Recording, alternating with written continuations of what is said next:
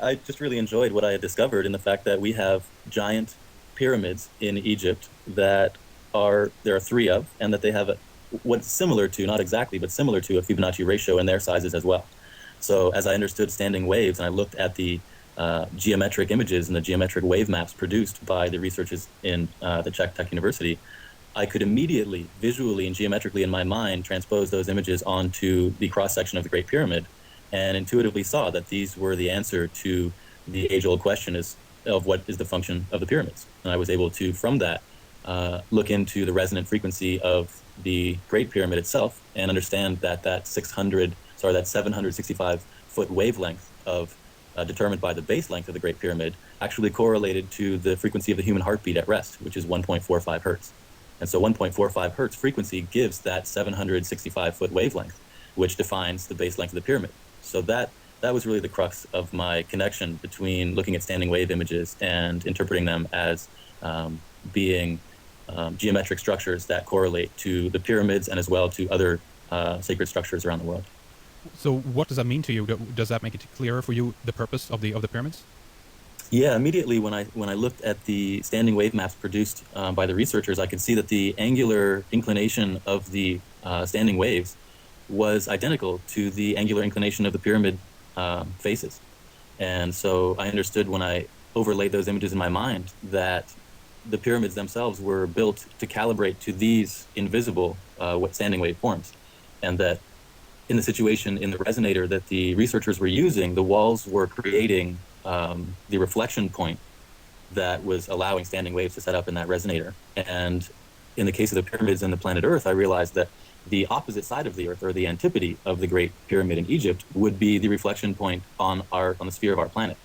And so when I visualized how those sound wave formations could stand up through resonance, I understood that in the same way that the researchers were driving their oscillators using standing waves in 3 Fibonacci ratio frequencies of sound, the same thing was occurring planet-wide with the pyramids, and that the 3 pyramids at Giza were resonating the whole planet with 3 frequencies in tune with the human heartbeat. So that's really interesting, and obviously you have some of the visual representations on your website, humanresonance.org/pyramid.html. We'll link this up as well, and you can see some of the graphs there representing these standing waves. And so do you think then that they are created themselves by the pyramid? Because I've heard that they're located on such a place on the Earth that it's like a vortex, if you will, right where they're placed. Would that mean that they could use that energy, so to speak, to resonate this energy throughout the planet? Or how do you view that, Alex? Yeah, I think that's accurate. And other researchers have been able to identify that location where the Giza plateau sits is the exact geographic center of the Earth's landmass above sea level. So by that, I mean that there would be no other point on the planet where there would be more. If you took an east-west axis or a north-south axis through the site, there would be no greater landmass covered in both those directions that cross through any location on the planet. So that in itself is very fascinating. I think that's been pointed out by many researchers and is well accepted. I think the idea of standing waves and how these geometries inform not only the angle of inclination and the structures of the pyramids themselves, their size, but also their geo-positioning and their relationships with all the rest of the pyramids and sacred sites around the world.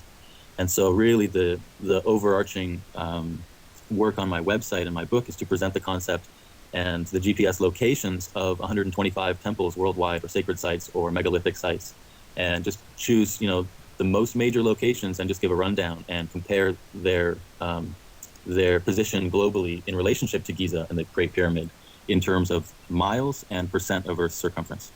So what you're saying is that many of these monuments have a relationship with each other. There's a ratio, so to speak, where they're placed on the planet in accordance with the Great Pyramid then, right? There is, exactly. And so I think it was Carl Munk is a great researcher whose books and his website Pyramid Matrix presents the mathematics behind the relationships from the pyramid, as the pyramid being the prime meridian that all the other pyramids of the world are giving their location by through their geometries. And that's a complex concept, and you really need to go to his website to hear all the details, which only he can give so beautifully.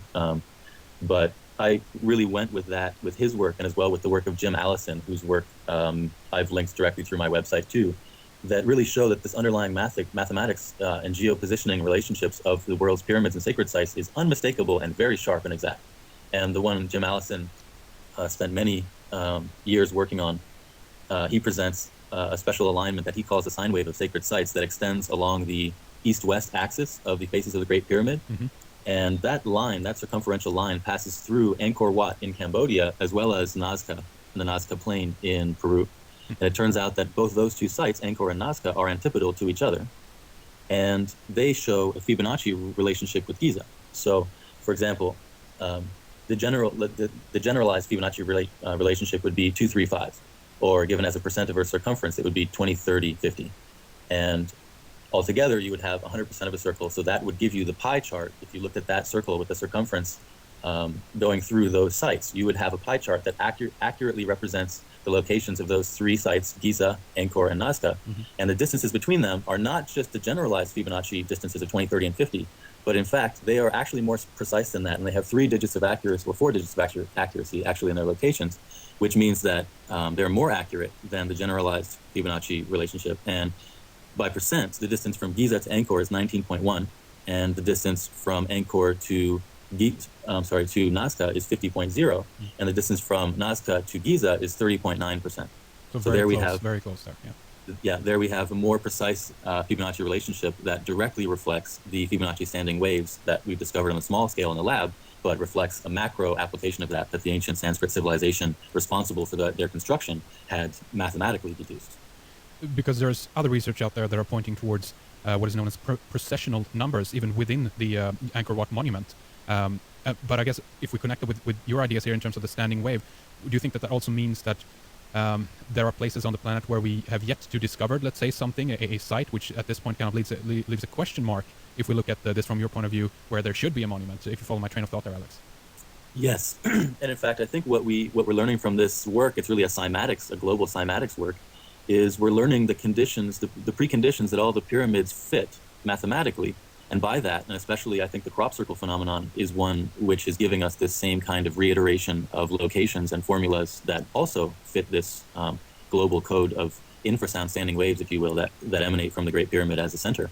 I think that whole information is now re-emerging in the human consciousness, specifically because those standing waves of planetary energy are increasing. And so our awareness of them is increasing, and our awareness of our ancient use of those sacred waveforms, or what the Sanskrit culture called the Akashic field, our ancient use of that is now being remembered, and people's past lives are really clicking in. And I think it's all because of the infrasound itself. And the planetary changes we see are literally ongoing and going to be culminating in 2012 because of energetic changes our entire solar system is experiencing because of entering a new region of the galaxy. So that's very interesting. I've heard about mentioning of photon belts, etc., that it's an external energy that is shifting, and therefore, we will have consequences obviously on this planet as well. But why would you say that they are increasing now? Is it only external, or do you think that it's a part of a, how can I put it, a bigger plan, a bigger blueprint that humanity also in one way is ready for that step right now? What do you think, Alex? Yes, definitely. And I think right now, the crystallization of the water in our bodies and the electrification of our bodies by sound waves is directly, instigating this change of consciousness that we're all sharing and experiencing. And I think, it's really time for this awakening. And the Mayans themselves are still with us today as knowledge keepers who have maintained the traditions directly from the Sanskrit Atlantean past. And they have messages for us at this time that we really need to awaken to, and lifestyle changes that they steward to bring into to bring in the sacred lifestyle that they've maintained at their temples, and which has allowed the maintenance of their knowledge, because they are still and have always been in direct contact with the earth itself, which is a conscious being who communicates to them and to all of us when we choose to go barefoot and to absorb her energies. So I think definitely the ancient roots of this, as Edgar Cayce very well brought to the consciousness of the world, they're coming from karma, from Sanskrit times, that there's a reemergence right now of the Atlantean principles. And I think that really this has to do, of course, with levitation technology, which is a topic we mentioned in terms of the levitating boulders, and something we should go into more. Yes. I think there's so many aspects to this that it's really enticing to jump ahead, and I hope that we can keep everyone with us on the same page, even though they may not have a background understanding connections between these concepts yet.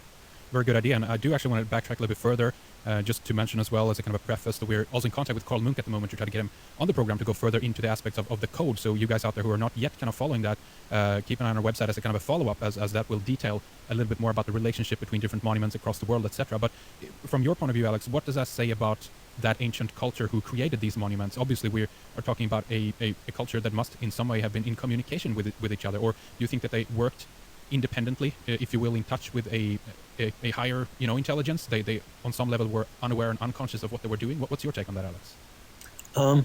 I think it was both, and I think the further back you go in time, the more global communication there was, specifically through the use of the pyramids.